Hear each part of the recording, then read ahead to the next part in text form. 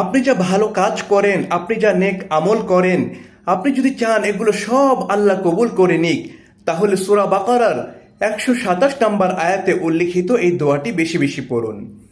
রব্বানা তাকাব্বাল মিন্না ইন্নাকা আনতাস সামিউল আলিম।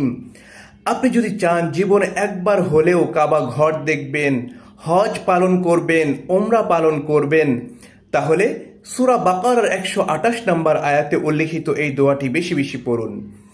রব্বানা ওয়াজআলনা মুসলিমাইনি লাকা ওয়া মিন যুররিয়্যাতিনা উম্মাতাম মুসলিমাতাল লাক وأرنا مناسكنا وتب علينا إنك أنت التواب الرحيم। আপনি যদি চান আপনার পরিবারে বংশধরের মধ্যে কোরআনে হাফেজ, আলেম, মুফতি, দ্বীনের দায়ী তৈরি হোক, তাহলে সূরা বাকারার 129 নম্বর আয়াতে উল্লেখিত এই দোয়াটি বেশি বেশি পড়ুন।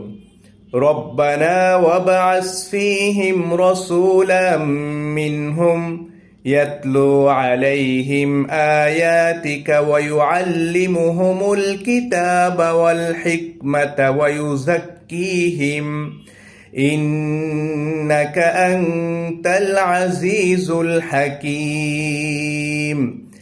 আপনি যদি নিয়মিত কোরআন ও হাদিসে উল্লেখিত সহিহ দোয়াগুলো পেতে চান, তাহলে এই চ্যানেলটি সাবস্ক্রাইব করে রাখুন।